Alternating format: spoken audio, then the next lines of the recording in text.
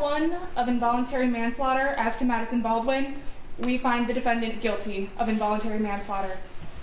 On count 2 of involuntary manslaughter in regards to Tate Muir, we find the defendant guilty of involuntary manslaughter.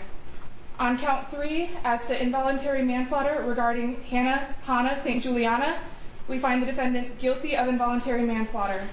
And in count 4 of involuntary manslaughter against Justin Schilling, we find the defendant guilty of involuntary manslaughter. Jurors were unanimous. They made a decision determining the mother of the Oxford High School shooter's fate after listening to a week of testimony and deliberating for 11 hours. Good afternoon. Thanks so much for joining us here for CBS News Detroit at 4. I'm Rochelle Graham. A jury has found Jennifer Crumbley guilty of all 4 counts of involuntary manslaughter. The jury found her criminally responsible for her son's actions that resulted in the deaths of 14-year-old Hannah St. Juliana, 16-year-old Tate Muir, 17-year-old Madison Baldwin, and 17-year-old Justin Schilling. They were shot and killed at Oxford High School November 2021. Today, we have team coverage on the jury's decision and reaction. Our Andres Gutierrez and Gino Vici are both live in Pontiac, but we start with Andres. Andres, what can you tell us? Well, Rochelle, there were not any emotional outbursts in that courtroom. Jennifer Crumbley pursed her lips and looked stunned as the foreperson read the guilty verdict on all 4 counts. I did have a chance to catch up with that foreperson. They talked about how they reached that decision. Take a listen. The thing that really hammered it home is that she was the last adult with the gun.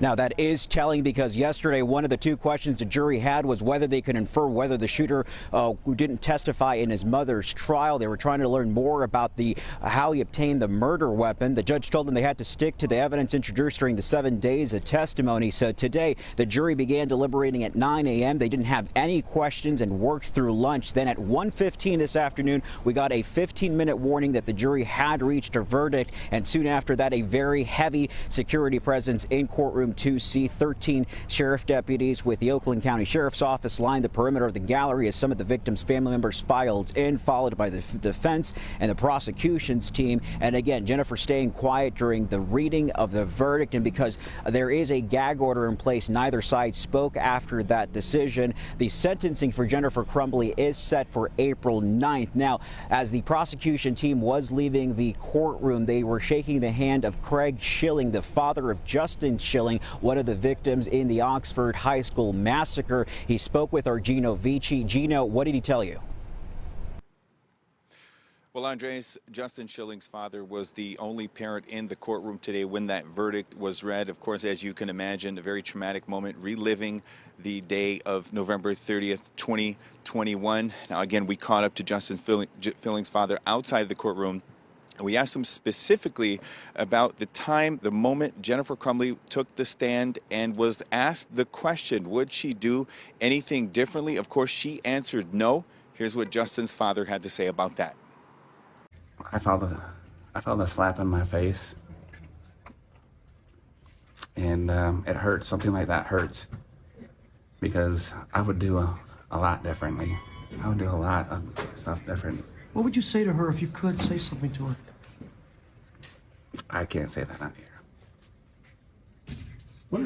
When you heard her testimony, what were you thinking, or can you share that with us? I mean, you like to think that as a human being in a situation that we're in, that you wouldn't have a level of respect and a level of honesty about you to project something positive in this situation. And I didn't really take anything or take much good out of that whole testimony. What do you want the world to know about your son? He was an awesome individual. I think about him every day. And under different circumstances, I'd probably have a lot more to say, but with 50 cameras in my face, it's going to be a little difficult to find the words, but he loved life and he deserved to live it. Now back here live, again, as Andres mentioned, the prosecutor's office as well as the defense remain under a gag order. That's because James Crumbley's trial is coming up, but for the parents, they say this verdict brings them one step closer to getting the accountability they've been fighting for. Back to you. He loved life and he deserved to live it. What we heard from Justin's father there. Gino, thank you for that interview and that live report. Okay, we want to continue this conversation. We're going to turn now to our legal panel to discuss this historic ruling. We're joined today by attorneys Rick Convertino and also John Marco. Thank you both so much for being with us. Of course, Meredith Bruckner here. You have been covering this extensively since the beginning, and I don't just mean her trial here today, but the Miller hearing, the sentencing. Kind of talk about our approach to this coverage, because it was, I think, extensive is the perfect word. Yeah, our approach has been just really giving the viewers uninterrupted coverage, letting these trials, these hearings speak for themselves, bringing every single minute to the viewers. You know, there's an incredible interest in this case, not just in Michigan, but across the country, because it was such a horrific case, the shooting, but also because it's unprecedented. This is the first time a parent of a mass shooter is being found guilty of involuntary manslaughter and both charged with involuntary manslaughter.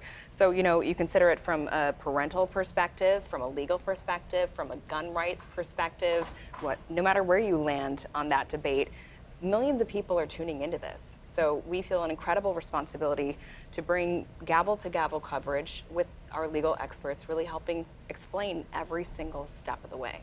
Absolutely. Rick, I want to bring you into the conversation here. Now that we know what happened with Jennifer Crumbley, James, her husband, has his trial in March. What do you think are the conversations happening there with the defense attorney? And is there a chance he could plead to something? I mean, does this change anything now that he knows a little bit more on the outlook? Well, it certainly probably changes his perspective about his prospects of a successful outcome for him. But I don't know what he could plead to. I think that if he were to offer to plead guilty in this case, I think the plea might be to all 4 counts of involuntary manslaughter, with some recognition of some kind of departure downward in the sentencing guidelines in return for saving judicial resources and saving the witnesses from having to testify.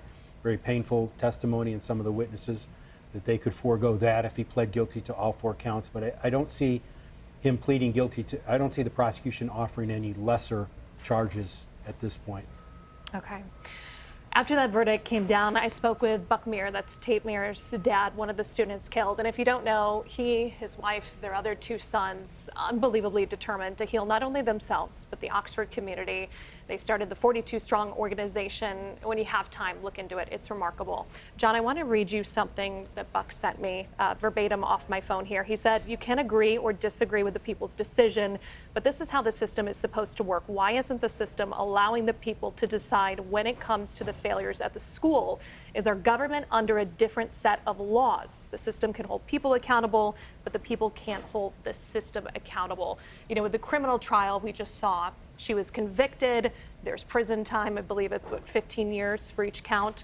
With a civil trial, though, it's more of a dispute. You may have money handed over at the end. So for people who don't understand, I mean, those are valid frustrations, right? That they'll never get those officials being held accountable, potentially. Yeah, and I share on that level. Absolutely. I share in his frustration because I deal with this day in and day out. And what many people don't know is there's governmental immunity. So the government, simply because the school is part of the government, it's held to a different set of standards legally than you or me.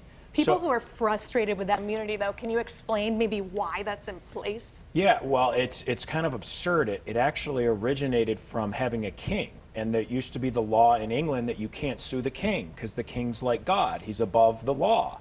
And it was literally derived from that principle from English common law, and it found its way into our American justice system where you can't sue the king, which is now the government. We've replaced our king. We got rid of him, hundreds of years ago. And I think that we need to re-examine these laws in today's society, that why should the government be above the law? Why should the government not share in its responsibility when it hurts people, when it creates, when it's negligent, when it is not able to be held accountable in a case like this? And there's attorneys that are fighting to hold the school accountable right now, but it's unclear if they're going to be able to succeed or not. With the civil case. With the civil case. The state court case was in Oakland County. It was thrown out. It's currently on appeal.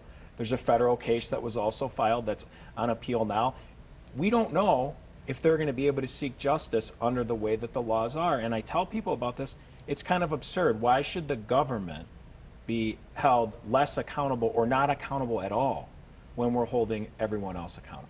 Well, we heard from a few of those school officials. I know the dean of students, also one of the counselors, so we'll certainly see more of them to come. And I know you'll be there every moment of that coverage. Thank you, all three of you, so unbelievably much.